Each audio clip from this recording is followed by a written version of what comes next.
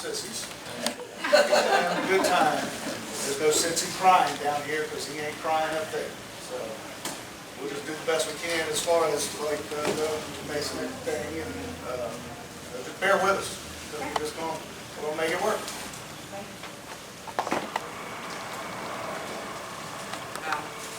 All I can say is I was very brave. He faced death bravely without fear. He knew, I could tell in his eyes. He's a wonderful man. And we had so many wonderful memories with him. At times of joy. In all aspects of life. It could be fishing or hunting, you name it. I could go on forever. I could turn it to a Smurf to tell y'all all the wonderful stories that of my memories. But he's a wonderful man. I'll see him again.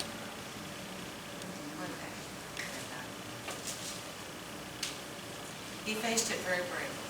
I'll give him that. He knew. I could see it in his eyes. He knew. It's like, okay, Dad. It's like, okay. I accept that. Love him. Thank you. So what we'll do is, I'm going to go ahead and start with the next little part. Oh, do you want to say?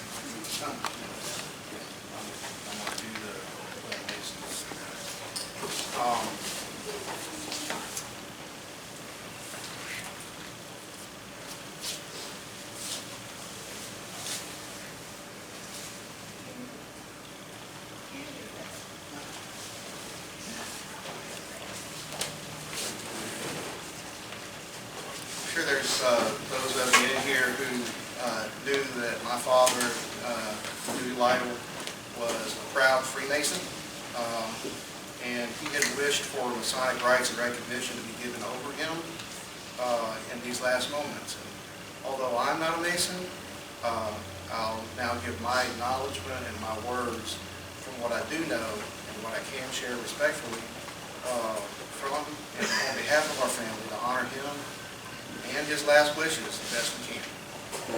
So please bear with me because I will be reading this, and it will be formal from the language that's used from pretty much old King James type of speech and formalities. However, this is my attempt to fulfill his wish in that. And I hope that you'll appreciate it. And he himself appreciated this and wanted this honor. So let's give that to him. We gather today to express our respect and condolences to all loved ones as Dewey has passed from this life, and to affirm our belief in the immortality of the soul. In this time of sorrow, let us turn reverently to God and keep that peace of mind and the knowledge of Him and His everlasting kingdom that the world can neither take nor give, can neither give nor take away. Let us pray. Our Heavenly Father, we bow in submission to Thy will and pray for Thy strength to properly value the events of our existence, to number our days and apply our hearts with wisdom. May this dispensation of Thy providence remind us of the universal law of life and Thine own eternal purposes. Make us constant in our trust that the Comforter may come. May we believe that death has no power over a faithful and righteous soul, but that when the dust returneth to dust as it was, the Spirit goeth unto thee. As we sorrow for the departure of this brother from the circle of our fraternity, may we trust that he has entered into a higher brotherhood, that he is engaging in nobler duties and finding rest from this earthly toil. As we who remain look upon things unseen and eternal, may we consecrate our lives to all good purposes and worthy endeavors. Let thy peace abide within us to keep us from all evil. May thy love support us and thy wisdom guide us through the earthly pilgrimage to our heavenly home. And to thy name shall forever be the glory. Amen. I'll now read from Ecclesiastes chapter 12, verses 1 through 7.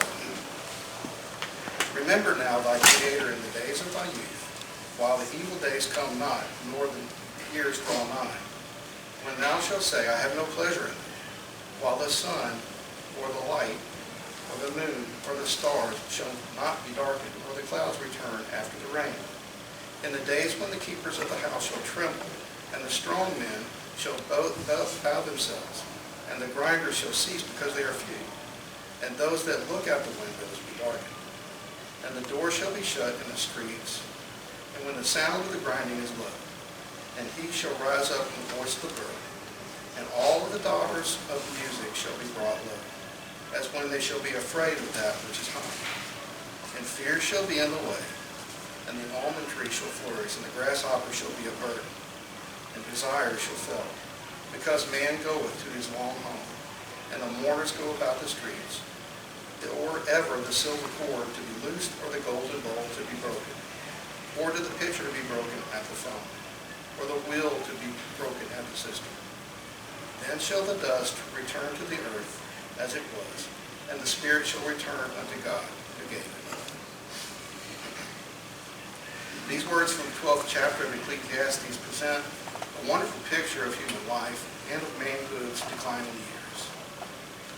There is a note of triumph at the end, which is the soul is at this time like this. For though the bodily ills are many, and our grief is sometimes hard to bear, yet it is triumphant over all the blessed assurance that we are faithful, and the spirit shall return to God, the God who gave it. I'll now tell you about the evergreen, but before I do, the evergreen is a good symbolic emblem of our life will pass, but our spirit is immortal and forever. And so I got to go on a trip there to go hiking.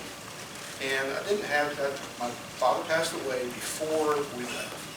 Went with my good friend Joe Book and another friend, and we're traipsing around in the Four Corners through the desert and up through high hills, and I'm winded and what have you. And we got to a point where there was the highest peak, and right before we did that, the day before, I got to an arch, and it was an echo canyon. And so I said hello to my family and farewell to my father, and it echoed back. And it was very meaningful at that time. And then we got up, and I was telling Joe, how far are we going? And I was like starting to get really winded and torn up. But we got to the top, and as I sat there catching my breath, I turned and looked, and there was a little evergreen. So I took out my knife and I cut off this little twig. So at this time in the Masonic ritual, what they do is they take and they put the evergreen over the heart of the brother to symbolize that your body will pass, but your spirit is evergreen. So at this time, we'll place this onto my father for his blessing.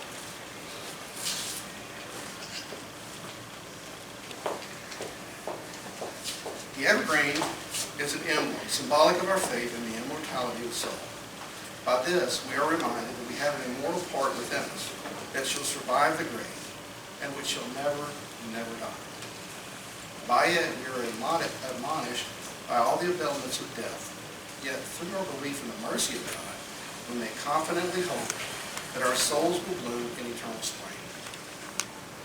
Our brother's mortal remains are now consigned to the grave, and his memory we shall cherish in our hearts. His soul we commend to Almighty God who gave him. Let us bow our heads in reverence for a final prayer and benediction. Most glorious God, author of all good and giver of all mercy, pour down thy blessings upon us and strengthen our solemn engagements with the ties of sincere affection. May this present instance of mortality remind us of our own approaching fate, and by drawing our attention toward Thee, the only refuge in time of need, induce us to regulate our conduct here, that the final moment shall arrive at which we must quit this transitory scene. The enlivening prospect of Thy mercy may dispel the fear of death, and that after our departure hence, in peace and Thy favor, we may be received into Thy everlasting kingdom, and join in union with our friend, and enjoy that uninterrupted and unceasing felicity which is allotted to the souls of the just made perfect. Amen.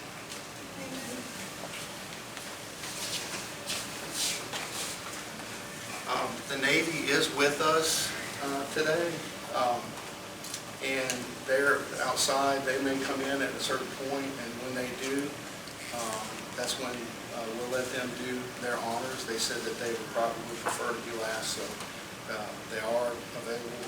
I don't think. See if they've texted me. And they haven't not. So, at this point, I'll turn it over. I think I've done my part for scripture readings. Kim, did you have a scripture that you wanted to read? Do you want to talk about his business card? I believe you said everything so well. Okay. With your brochure. Okay. And that, just reading that brochure is most beautiful when it's like everything you had. Brian, Who he was. Who he was. Brian, did you have a scripture you wanted to read or anything? No, Okay. but, you know, the tributes and stuff like that, Okay. you want me to kick that off? Well, I'll tell you what, All right. I want to give the tribute opportunities to Kim, to Brian, and to my mother first, and then we'll turn it over to others, and I do have a tribute that I want to give. So at this point, Kim, I'll let you. I would like to read what you have written on the back of that brochure. Okay, here you go. I will tell you what, that says it all. That says everything about who Dad was. The kind of man he was. Tribute of Dewey's life and character. Having grown up on an Oklahoma farm with 9 brothers and 1 sister, Dewey was built from the foundations of faith, hard work, ingenuity, self-joy, determination, and perseverance. His deep intellect led him to always seek the path of learning. Anything he set his mind to do, he would find ways to become skilled in the craft: wood, stone, metal, construction, gems, music, mechanics, and books were his passion, and he became a master of these. A true patriot and fighter, he served his country in the U.S. Navy as a UDT SEAL frogman during the Korean War. Pursuing excellence, he worked to obtain his electrical engineering degree, elevating to leadership roles in the utility operations sector. Mostly in his distinguished 34 years with Gulf States Utilities, as a proud Freemason, he worked to develop his spirit in the brotherhood of man and service to God. If you were a friend, he would jointly find all sorts of adventure, fun, and service. If you were an enemy, well, he'd find ways to make you a friend. He had a no fear approach to life. By God, I'm going to make this better. Was often heard from his mouth, and he would. He was going to do it. He enjoyed fishing and hunting, of course. He was a mentor to those who asked. But he was tough. It'll make you better, he exclaimed with a smile. He loved his family with all his heart and ensured that he would provide a better life, a society for family and all. His legacy is wide and deep, and he would want everyone to live a fulfilled life, and most importantly, to meet and understand and find salvation in the love of Jesus Christ. That was you. I couldn't explain it to you. He was a man. He was a true man. And how does John Wayne put it? You gotta be a true man to even be a gentleman. It was that serious. That was a true man. Anyway, I looked for you, brother. That was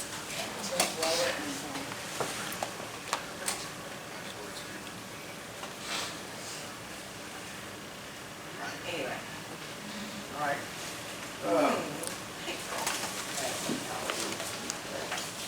Bear with me. If there's any tears, the tears of joy.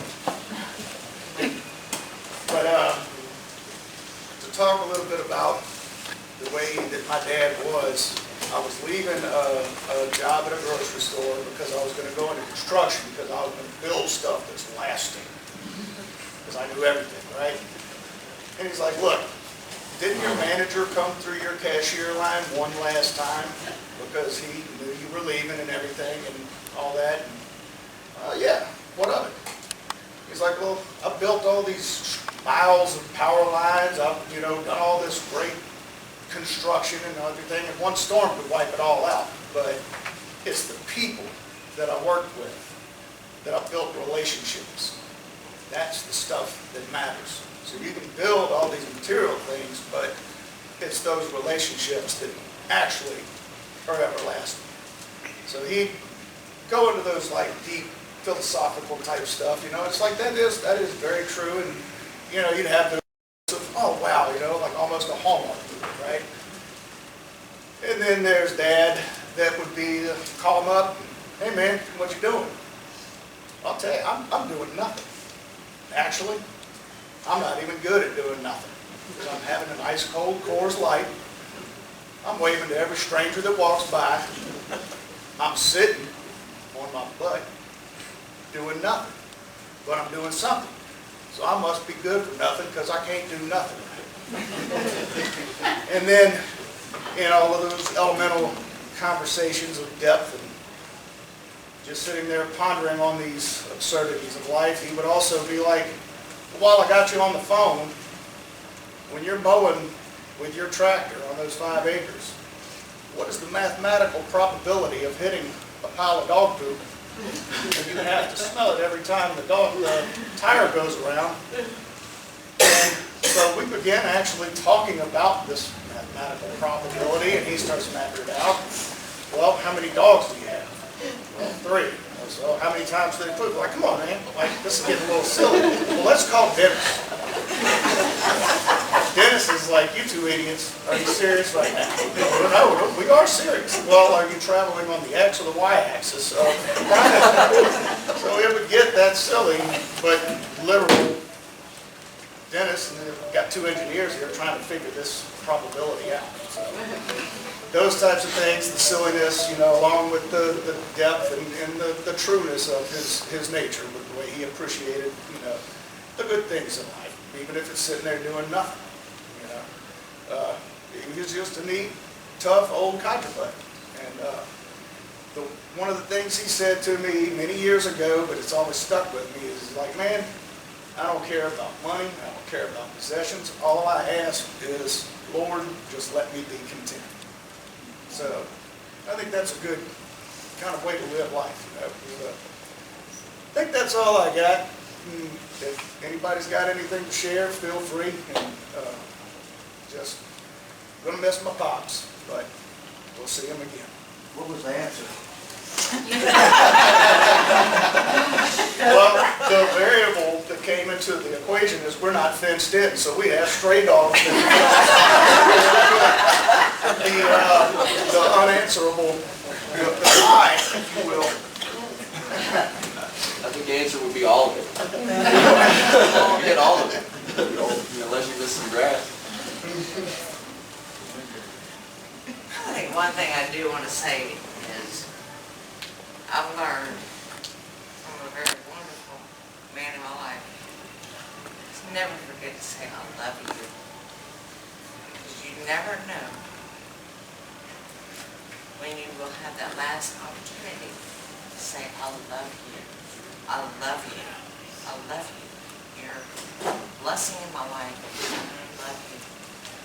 And my husband has taught me that.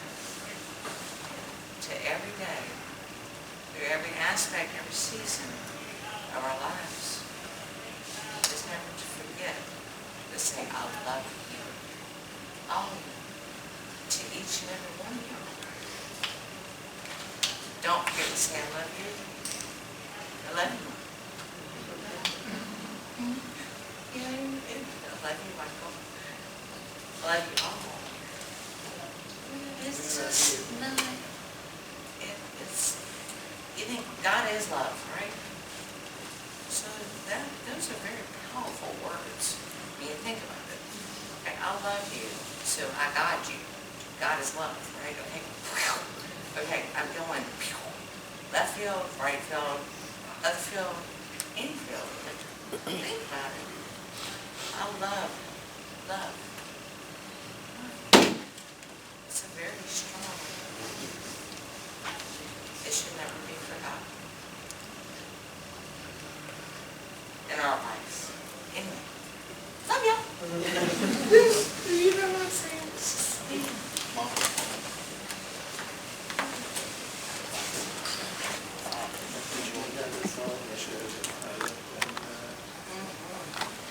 I'd like to say a few things. No, that's okay. Just go ahead. Scott? I didn't get too many opportunities to know my grandfather that well, living in Texas and everything like that, and hectic life and whatnot. But I mean, just some of the things that I heard about what he did while he was in the military as a frogman before they even called it a SEAL. The map over there, he was the cartographer, and I believe the leader of the squad on going down there and I don't even remember what years it was, but to go back in that day and age in technology and disarm minefields underwater, everything like that is just absolutely mind-bending. To think that he did that and led a group of men through stuff like that is extraordinarily brave. And beyond that, still just be such a well put together person to have the philosophical mindset of the biggest concern should be being content. They have millionaires that are in turmoil and angry all the time because they, for whatever reason, they have people that are homeless that are happier than them. And it is truly valuable. And just even not knowing him so well and going to see him with everything that was going on at the end of things, he was one of the most honorable men that I've been able to meet. Glad he didn't have to spend too much time here. Thank y'all for coming. Thank you.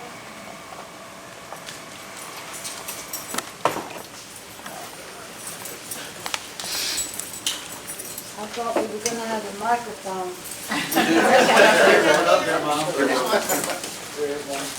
Can y'all hear me at all? What? You guys are a soft voice.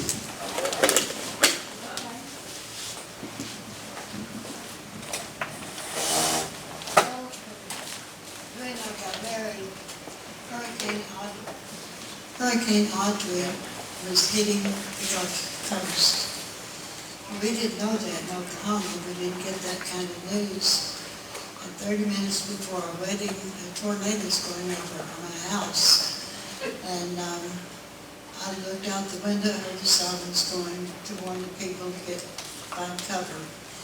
And I look out the window and I see this rolling funnel going fast speed. And it's at the side of the train, like everybody talks about. So all of our company and guests were already waiting for the wedding to start. We had relatives from Kansas and Colorado, and here we had this bad weather. So we didn't get any pictures of our wedding because the photographer was in the summer. And so we had the wedding. Then we left and we had to drive through stormy weather. We stopped about 30 miles away from Maud, Oklahoma, and we checked into a hotel. We were going to play some records of our favorite songs. And we started playing records, and then we heard this crashing sound against the building. It was just awful. And Dewey go, tornado, get in the bathtub, Laura. And he got some pillows, and he's protecting me, and he was praying like I'd never heard anybody pray before. We thought we were going to die. And then when things finally got quieter, we looked out the window, and we saw all the debris scattered everywhere. So we must have had a tornado or high winds. And then we were going to Monahans, Texas. And he's going to work in Alabama this summer. We're going to save some money. So we drove through Texas, and because of the hurricane, all of the detours we went through in the flooded streets, and we finally got to Monahans, and everybody's talking about Hurricane Audrey. That was the first time we heard about the hurricane. Then he built a car carrier for us to drive back to Oklahoma to put our belongings and put on top of the car. So when September came and we were going back to Oklahoma, he had worked the night shift, the night shift at the driver. And he said, go slow when you stop. Make a slow stop. So we get to El Paso, he's asleep, and there's a stoplight. We're in the center of El Paso, downtown, and I hit the brakes, and then a car carrier came over, hit the bumper, and landed in the center of the intersection, blocking all the traffic. And he woke up, of course. He said, he's going to do all the driving to Oklahoma. But he had one hand out the window holding the leg of that car carrier. He had the other hand on the steering wheel, and we had to find a U-Haul place to rent a U-Haul trailer, put a little dab of things on that big trailer to go back to Oklahoma. So we get back to Oklahoma to start college, his college days. And our savings had whittled down to just $7. But he had rented an apartment before we got married, so he could save this large apartment for us for September. So we had a place to land. And then after the college days, well, he graduated with a CE degree. We went to St. Louis, Missouri. And it was okay, but September 1st, you close the doors and turn on the heat. I said, I can't have this, I've got to go south. So then he talked to the people at Gulf State Utilities about the job offer they had. And so that's where we went. We traveled in December to come to Beaumont, Texas. A month later, they had the biggest snowstorm they'd had in 50 years, snow and ice, so we felt like we had brought the weather with us. And then we were transferred to, after 5 years, we were transferred to Lake Charles.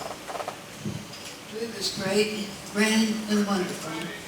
He provided a happy childhood for our children.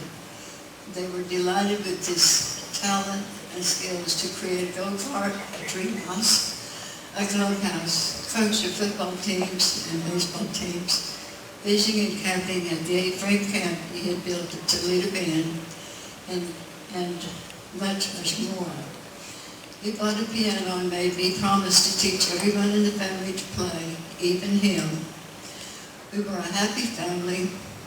We had fun and work. Each one had their tasks and responsibilities, and we all helped each other. Dewey was very devoted to his work at GSU. It was in his blood. On our trips to Oklahoma, he was observant of the utility poles lining the highways. Anything unusual or unique about them, he would stop and take a picture. I want to thank Milton Smith and his family. Because of Milton, our children were able to have happy and cherished visits with their dad during his last few months before he left this earth. They were planning to be with him to celebrate his birthday. Milton and his daughter Donna were visiting Dewey just 48 hours before his death. Dewey was teaching Donna some chords to play on the ukulele. Dewey's mother told me that the happiest she was when her 11 children made their profession of faith. God so loved the world that he gave his only begotten Son, that whosoever believeth in him should not perish, but have everlasting life.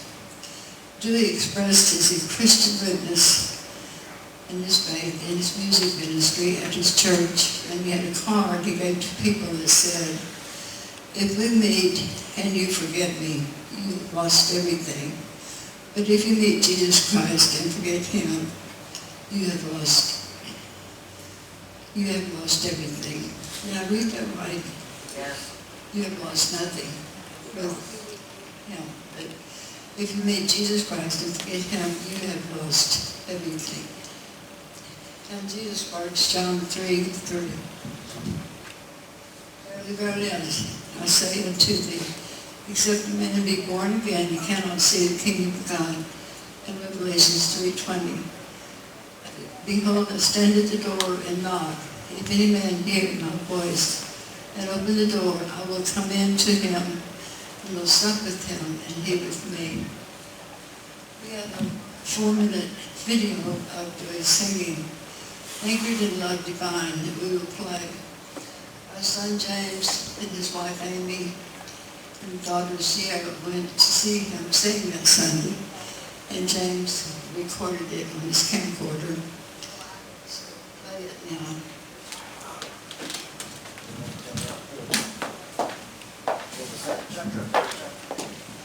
On May 13.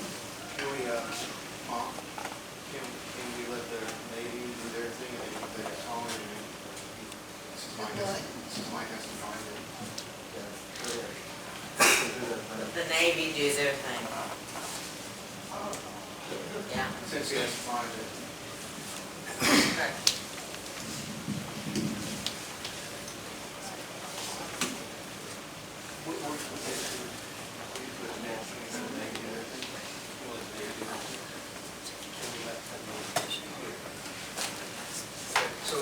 So it's our privilege at this point, and it's Dewey's honor. UDT Torpedoman's Mate SEAL Team 2 for the Navy Honor Corps to present their honors for our father, for Dewey. Detail, attend, put, hope.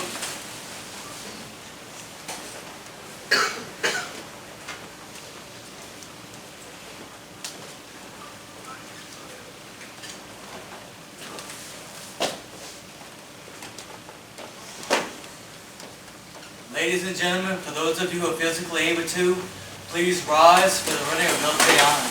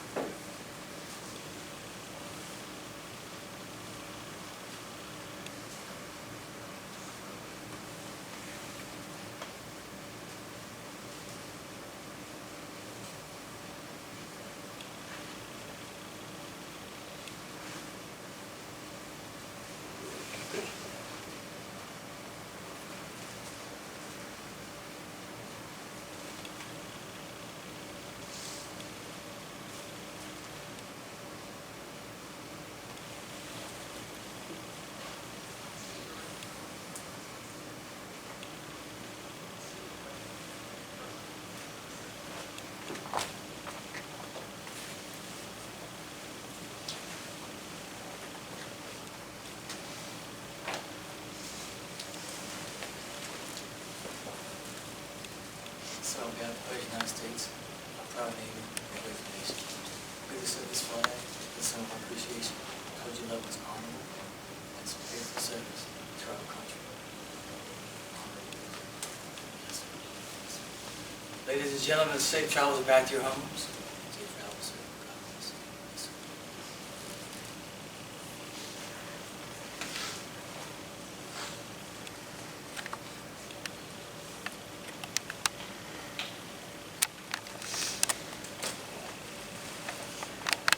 Forward, march.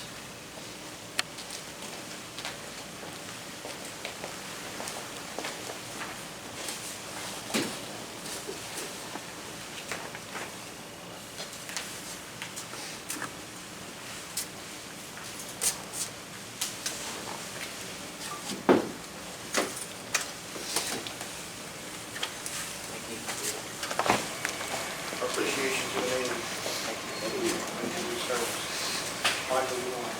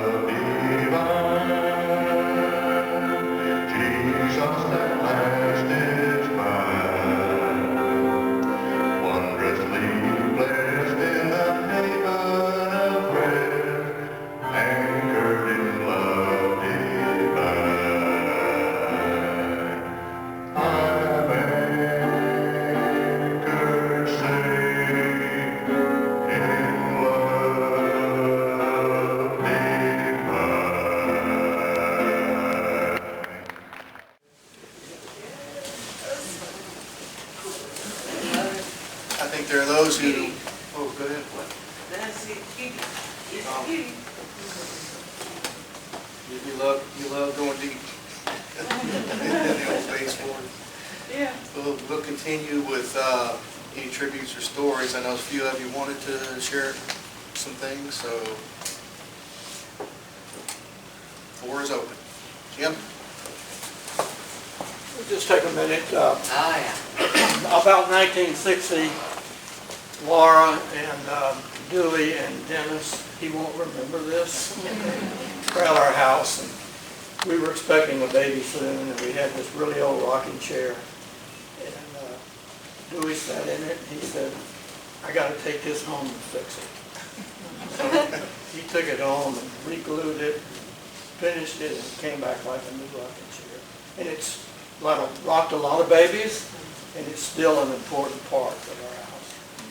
And we all started working, started at the same time. We had 5 of us engineers, and we worked in the transmission and distribution department in Beaumont for division engineering. And Dewey and Wayne Sullins were from Oklahoma State. Milton Smith and Arden Lockmiller were from Texas A&M. We had a senior moment here. Joe Bondrat was from Georgia Tech. I was from LSU, so we had an interesting composite of folks. I have all kinds of memories of funny and bad things that happened, but one that I remember, I don't know why we had an electric car in 1960, but somehow in our call pool we had a Renault, a French Renault, that had been retrofitted with lead acid batteries and put it in the carpool. So one thing we all did with it was to drive it into a filling station. Back then we had attendants in all the stations. It wasn't self-service. So we would drive it in and say, fill it up. And after the attendant had looked for the place to fill it up, we all start laughing. She'd start laughing too. But anyway, one day Dewey and I took the Renault. And the interstate was built in sections, so there was a little section in Beaumont that had been finished. And so we put the car, we were going over to look at a job we went over overpass, and we got just about almost to the top, and the battery went dead. And there was no cell phone or anything then, so we sort of backed it off into the side. And Dewey and I walked back to the service center and talked to the garage, told him to go pick up the golf cart. That was our last time to really ever use the golf cart. And so all of us, let me just say that Arden and Dewey are gone. The other 3 of us give you our sincere condolences. We've been raised for so long.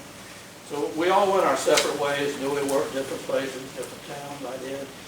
And so we got back together in Baton Rouge about 1982. And it was a really hard time for the Gulf states. We were building a nuclear plant. We were very short on money. We were just getting our budgets reduced year after year after year.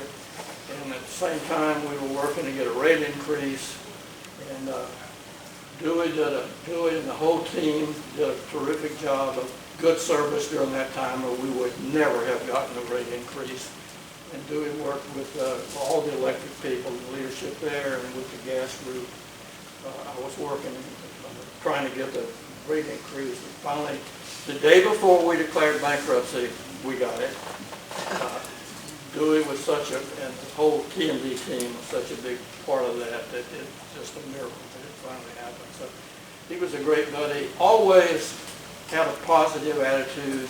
Serious problems, he just would lift the group up. We can fix it, and smiling and good. So all of you knew him that way too. So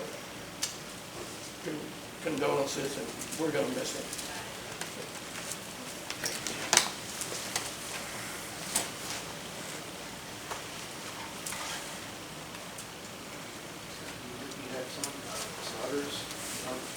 Oh, I guess I would sort it out now.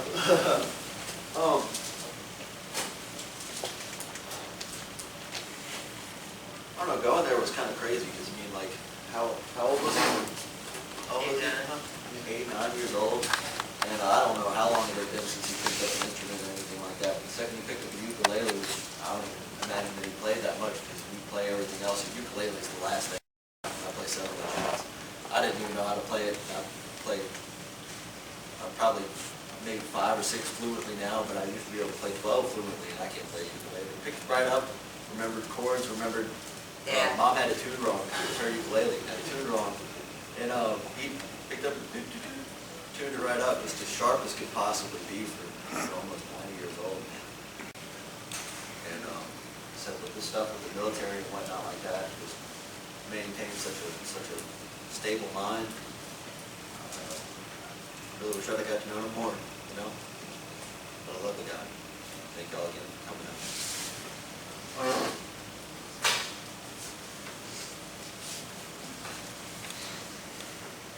Anyone else? Okay, well, who's looking at Amy? I have a funny story. Go. This is a funny story. It's, yes. when James and I first got married, we decided we wanted to go to Toledo Bend and do some winter camping. Okay? And, not knowing what it was like up there in the winter, I'd only been in there in the summer. And Dewey was like, no, you're not going up there in the wintertime. We were persistent, and finally, he gave in. He gave us every reason in the book not to go. And finally, when James was driving the little Grand Prix, and he said, if you're going, you're taking my truck, okay? And so he had that blue, I think it was a Chevy. Blue Chevy truck. was 3-speed on the column. Yeah. 76 Chevy. Well, we get up there at nighttime, okay? First of all, it's probably 20 degrees outside. There's no heat in the place. There's a heater, a space heater, and an oven, okay? That's all we have. But anyway, I laugh about it because 10 hours into it, the next morning we're like, we can't go back. We can't go back because he's going to tell us. I was right. And so we stuck it out the whole weekend. The whole lake was frozen. Barely could get that thing because it was icy on the roads, get it up the hill. Finally, we went back on Monday and we said, well, we're never going to tell him how we were miserable. It was great. But he was always cared about us, always called me darling. And he's going to be greatly missed. And I, too, just wish I took more time with him. Oh, Daddy loved you dearly. Oh, you were Mom. Anyone else? I would love to help him sort out the whole dog food equation. I bet you could get an answer. I probably could He's work on that. I mean, I definitely mathematically got that quality, whether it be a good thing or a bad thing. I would, bored enough, find myself interested in working out that. It's crazy. Mathematically, you would get it. Oh. I don't know how you do it. Homeschooled him when it came to algebra and geometry. I'm like, you're on your own. You're on your own, dude. And he did good. All right, so anyone else? I've got my thoughts kind of pinned together here, and I'll kind of walk through all of those. Hope you all will indulge me. Brian, Kim, Mom, Scott, Katie, y'all jump in there if you have any additions to my story or what have you. Tom or Dennis, y'all might even have some to add to this, or Ron, you might have some to add. Matter of fact, I know you have one that you can add. But when I get to it, you can start to share that. But again, I do appreciate all of you that came today. And again, it's my privilege really for y'all to be here. Y'all are blessing our soul for sure. And it's obvious that he had an impact on your life. And of course, as kids, every father's going to have an impact on their children's life. He had a big impact on mine. How many of you know that Dewey is his chosen name? Yeah, he changed his name when he was 8 years old, thereabouts or whatever, from Francis Irving Lytle to Dewey Irving Lytle. And I always thought that was the strangest thing. Like Dewey. How did you get Dewey? I guess, well, that's in the 30s, okay, you know. So I guess he wanted to have a unique name. And I got a little story about his name maybe later on. I'll share about that. The reason he changed his name is What's that? because, the reason he changed it from Francis to Dewey is he did not want to be called Francis in the Navy. I think I know why, too. No, because, well, I mean, he felt like he didn't want to be affiliated in any way with being sissy. It's like, son, let me tell you, getting old ain't for sissies, or this ain't for sissies, or what have you. You'll hear it in some of my commentary about him always wanting to make sure that you were tough, especially if you were a boy or a man. So I'll just kind of share some words and then some stories around that. So I'll kind of start with Stone. And Brian and Kim know where I'm going with this. James would know where we're going with this, but Stone. And basically, he could work with stone or concrete, or there around Toledo Bend. One of the reasons he chose Toledo Bend was for the fishing, but also he loved that little Hodges Gardens, which was a petrified fort. He loved petrified wood, and he'd pick it up, or he'd find arrowheads in places that you wouldn't figure. And he'd pick it up. Oh man, look at this. So one of my ancestors made this one here. And James and I played a trick on it one time, and boy, he got some kind of pissed. We put an arrowhead kind of in the backyard of where we were, and he kind of dug up, cut it up. Look at this, look at this. And we were laughing our head off. What's so funny? I said, well, where'd that arrowhead come from, Dad? And he started telling us the history and everything like that. We called him out on it, and of course then we got what I'll talk about in a little bit later. But he could always work with stone and what have you, concrete and things like that. And one of the things that he did for the last 20 years was he worked with gemology. He would do gem faceting. He had just a whole garage full of different stones and gems, and he would sit there and facet that and gave it to all the kids and things like that. So he could work with just about anything. And so it's just really interesting to see whatever he put his mind to, he was going to do it. And he was going to do it better than anybody else. He was going to become not just a doer, he was going to become a master of that craft. Steel. Yep, it's cold and hard, kind of like Dewey. But he could drill or weld anything. He got himself some welding equipment and things like that, even back when it wasn't that popular. And he got there and he started welding things. Of course, he got the boat and the Baton. He got the bright idea that he was going to build himself more of a Baton. He built a battle barge out of aluminum and had welded that thing together. And James and I would go fishing with him, but we got scared because we felt like that thing was going to sink. Not because it wasn't watertight, because he was going to make it watertight. That song was heavy. I don't understand how he put that thing in the water and then trusted himself to take his kids out there, unless he was really trying to kill us, but maybe he wanted to. But anyway, from that standpoint, steel kind of represents my dad's personality a little bit, and what have you. So, you know, that's, but it's what he was, and he would try to be really good at what he did. And in his house in Beaumont, he had 4 welding machines. What does a man need with 4 welding machines? But yeah, that's what he was doing. That's what he was doing. He was doing different types of gauge and things like that. Anybody that knew my dad, wood.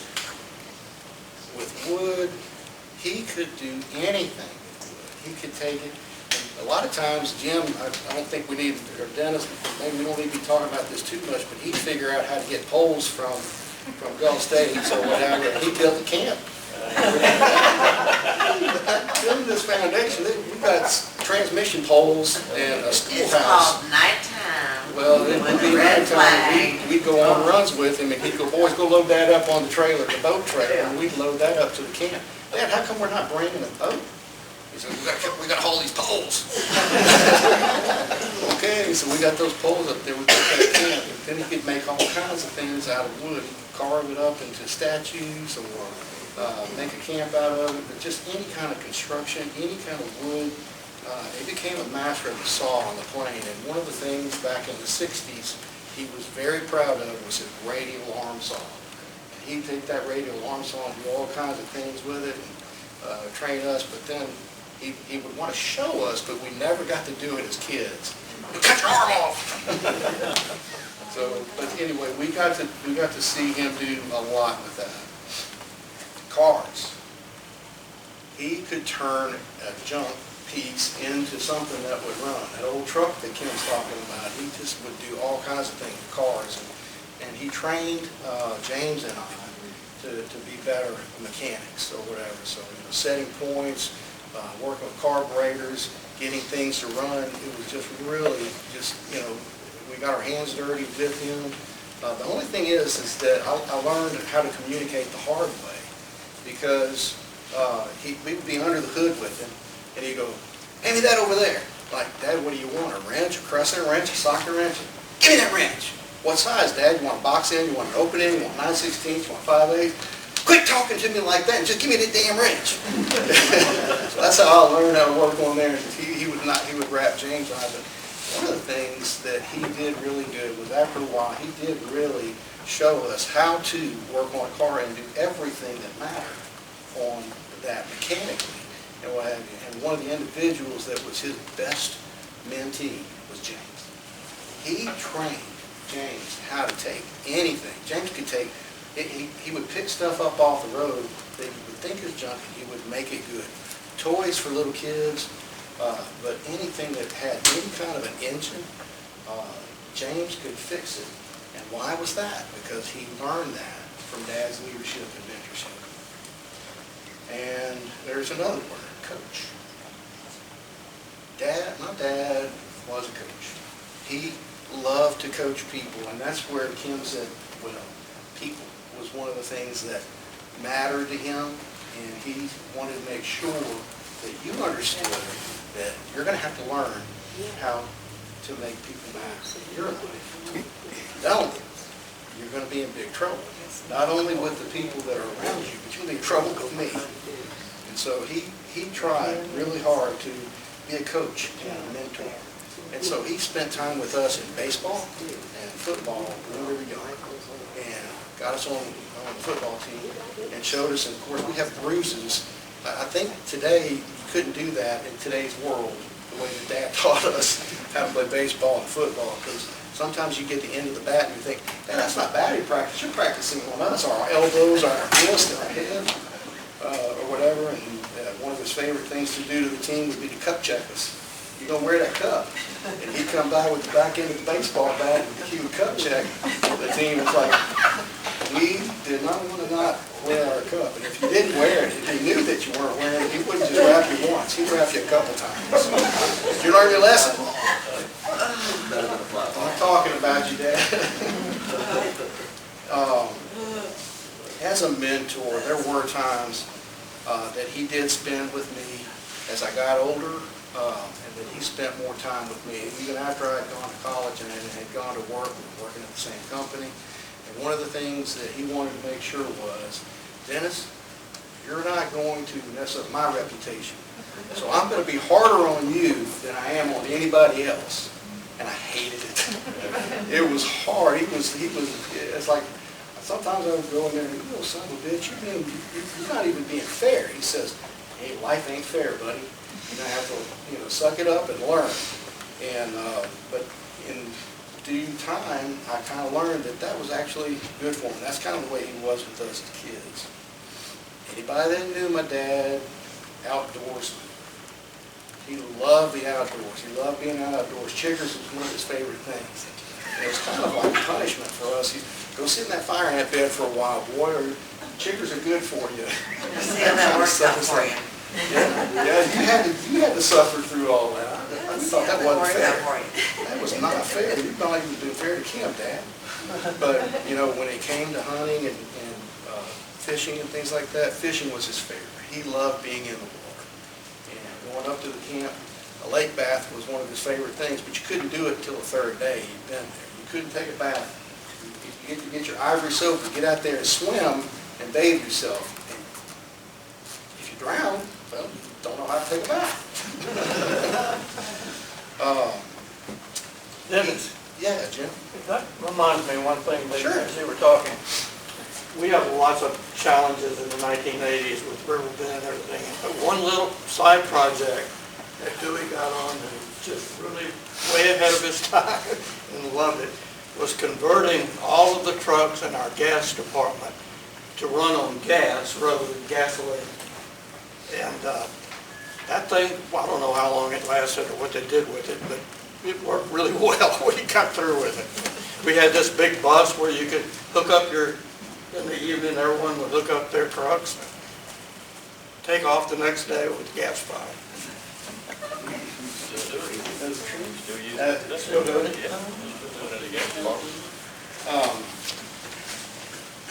Chief, how many of you knew my dad and that little nickname that he liked to be called, the Chief?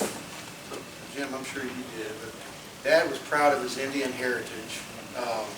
And he liked, Kirk Keys ended up calling him the Chief because they would work on projects and things like that. And Kirk ended up starting to call him the Chief, but so did everybody else.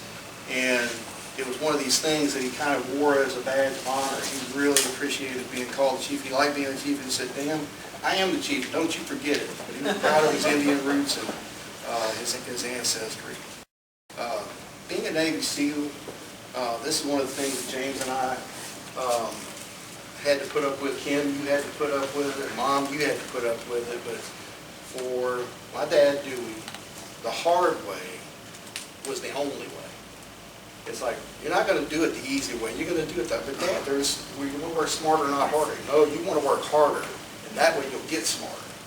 Like, that's kind of backwards, Dad. But he said, don't back talk, boy. But he did kind of he said, toughen up. And one of the things that my dad's favorite thing to do until, as we grew, James and I, Dad was a boxer as part of his training in the Navy. He was part of boxing was his thing. He had boxing gloves. So when we would get irritated or whatever, he'd say, okay, it's time to go out in the backyard. And he'd put on one boxing glove, we'd put on two, and we'd be this tall or whatever, and he'd take us out there. And his reach was greater than ours, but he said, all right, go to town. He put his hand on our forehead, and our reach was not good enough. We'd just swing and hit. Nothing but air would hit him. And then he'd bop us on the nose, bop, bop, bop. It's like, until we got tired, and we felt like, that's not fair. So anyway, all of a sudden, boxing, got more and more challenging. But when he started to get this high, holding onto our forehead, he quit.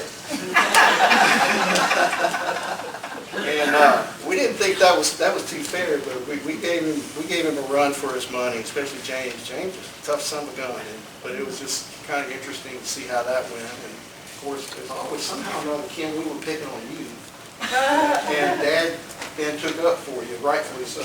Well, it's probably when y'all locked me in that cardboard box, and then we had those metal staples, and I'm locked in there, and I'm fighting to get out. Well, next thing you know, I'm cut.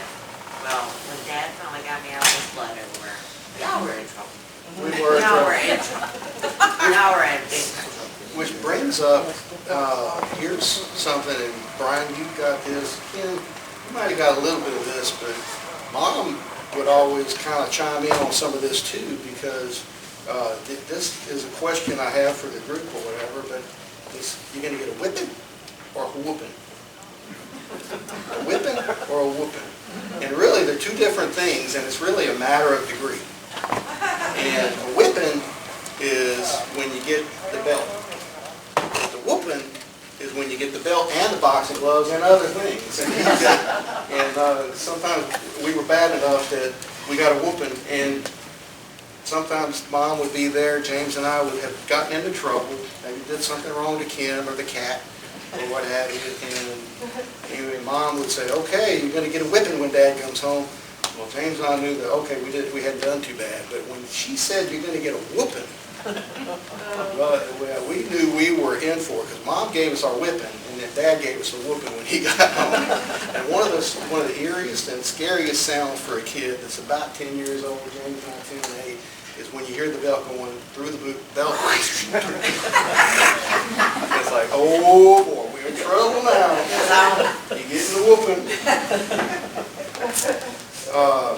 Two things, and then I'll share some funny stories or whatever, but Dad was an educator. He really tried hard to make sure that we got educated on whatever it was. A lot of times as a kid, I almost got to a point where I hated to ask Dad questions, because I knew that I'm going to have to sit down and go to school or listen to what he's got to say. But after a while, I knew that it was going to be good for me, and I learned a lot of things.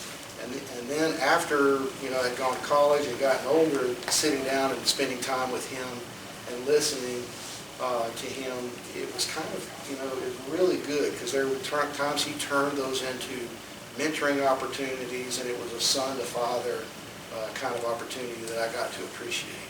I think you hear this all the time at funerals or when parents are getting, older and what have you, is you never have enough time. Dad wrote a poem, and he shared about, not having enough time. I want to do this, but I just don't have enough time. And so, make sure that you do. So as an educator, one example was the slide rule.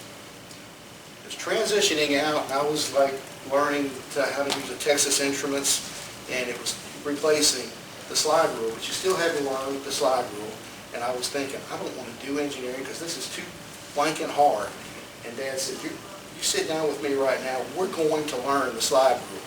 And it took me a while, but I did. I learned the slide rule. Now, if you asked me to do it today, I probably couldn't go back to it, but I do remember him taking me through the slide rule. And that's one of the things Dad didn't have, was patience. But he did take time to try to find the patience, even in some of those, what I call the bizarre slide rule moments. And I tried and I tried and I tried, and I finally got it. And once I got it and understood it, it was kind of simple. But it was hard to get that simplicity. And I can see, the engineers back there working in their mind what it is to do a slide rule and what have you. But that was one of the things that I'll not forget with him. And as an educator, I was 5 years old, and I was always curious. I had things I wanted to do. I did some crazy things that got me a lot of whoopings, like going to the railroad tracks, sneaking through a hole, and then him sticking his head, saying, come out, and I wasn't coming out, but he whooped me all the way home once I did. But he was smoking a cigar, and I said, Dad, I want to try that. And he said, sure. But you have to smoke the whole cigar. He made me smoke on the porch at Beaumont, Texas, 5 years old, hanging on to the porch. I smoked the cigar, and I was seeing green. I think I still to this day see. But he said, keep going, boy. And I was smoking that cigar, and I don't want to quit. He said, no, you're not quitting. And I smoked that cigar to the point that I learned it really wasn't that good. And it stopped me from ever wanting a cigarette. So he stopped me from smoking that way. But that's kind of how my dad taught me. He was school of hard knocks. Just a little bit. Here's a funny story that I love. He would tell about him being, working on the farm in Oklahoma. And one of the things they would do for entertainment was they would go to the swimming hole, which was nothing more than a red mud cow pond. And on the little levee for it, they would take the red mud and they'd get it wet and they'd make a slide out of it. Of course, in the 30s, you don't swim with a swimming suit. Dad had 9 brothers and 1 sister. The sister didn't go. She was staying at home or whatever. But the boys, the Lytle boys, would go swimming in the red mud swimming hole. And they'd get on that slide and they'd make it, slippery so that, that'd be fun and everything like that. But they had a feud going with the Clintock boys that would come over there. And they would always fight, fist fights and bare knuckle type stuff. And so what would happen is they would spar. They'd go there, and the Clintock boys had already got the mudslide wet. Hey, y'all get out of here. We're going to whoop y'all. And so they would fight and win the swimming hole. So one day they saw him coming down the road. And Dad and his brothers started taking their pocket knives out, and they took huckleberries and spikes and spurs and sticks and put it in the mud and patted it down. And they said, y'all got that all slicked up for us, didn't you? And I tell you what, we don't want to fight y'all. Yeah, y'all chicken, y'all go away. He said, y'all can have it. So they ran off, and as they were walking away, they walked slow enough so that they could hear as they started sliding down the hill. And all of a sudden they started hearing a yelp here, and then whoa there, and an ow, and then the McClennocks figured out that the Lytles had booby trapped. I think that's where he got some of his UDT tricks. But he booby trapped that slide, and then they started chasing, and the fight ensued. But they were kind of wounded from some of the sticks and burrs that got in their thighs. And my dad turned around, and he picked up a smooth rock, and it's almost like the story of David and Goliath with the slingshot. My dad picked up a smooth rock, what he called a curly. And I got a recording there where I went and visited him, there just a couple months ago. And he told the story again. We just laughed and laughed. He said he picked up that curly, and he said he threw it. And it went way out, and it kind of curled back around and came back around and hit one of the younger boys in the back of the head, and he fell flat down and he didn't get back up. And Dad thought he had killed him. He said, I've killed him, oh no, and his brothers kind of grabbed him, and they all started, the other brothers were going after the so-called dead brother, and they ran home.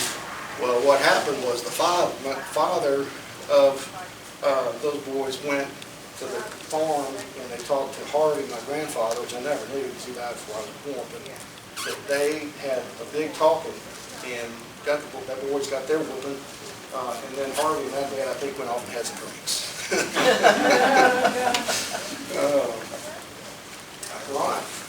I brought a baby.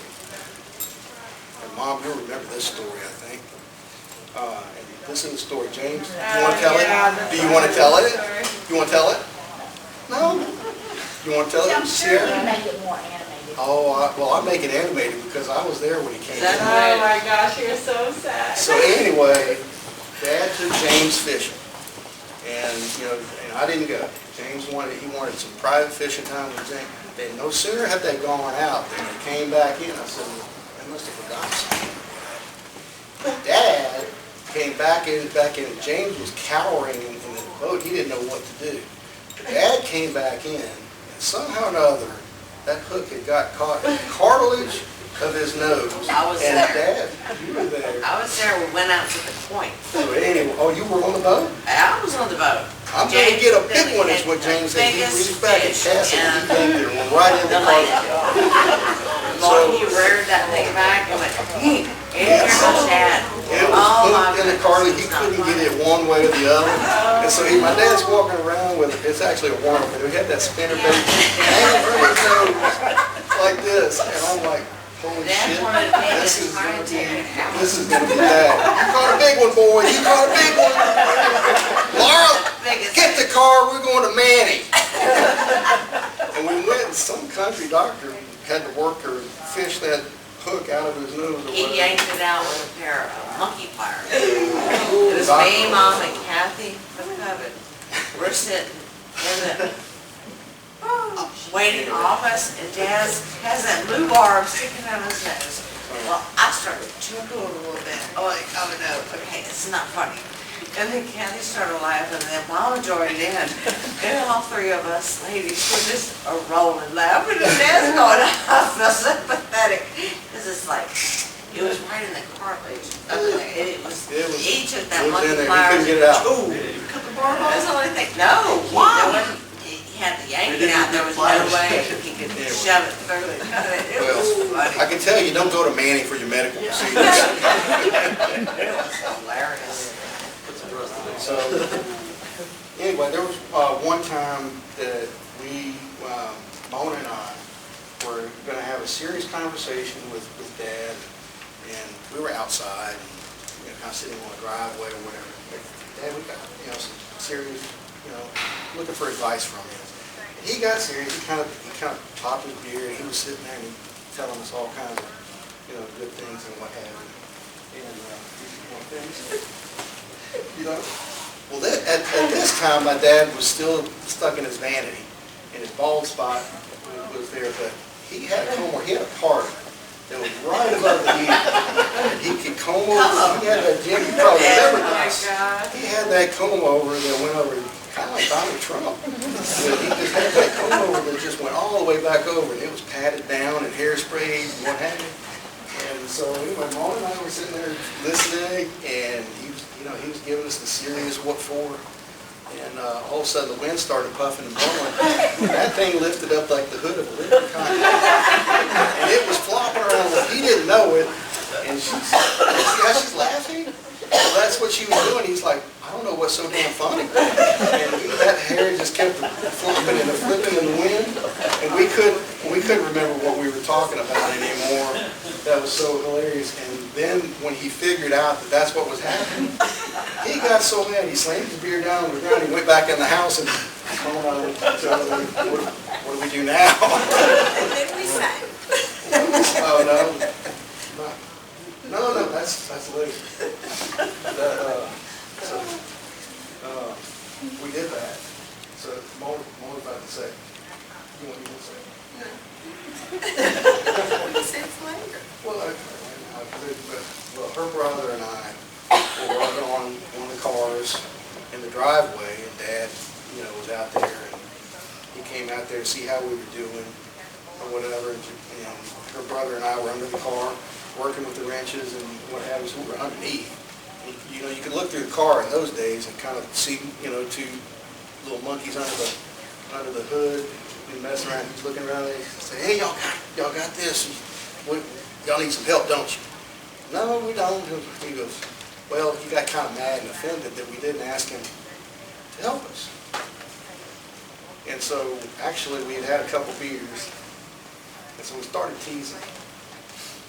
And her brothers started singing. Boop, boop, boop, boop, booey.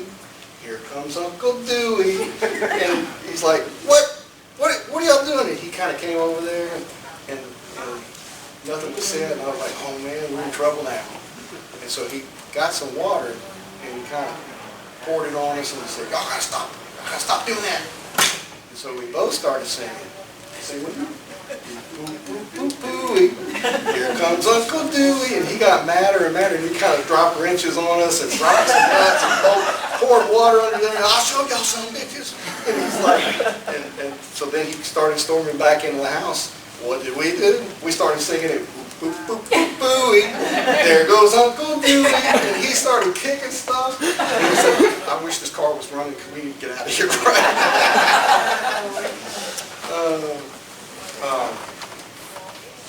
I know you got asked for this. Kim, I know you did this. Scott, I know you did this. But Dad always said, he took that house at Lucas and just rebuilt it from a junk house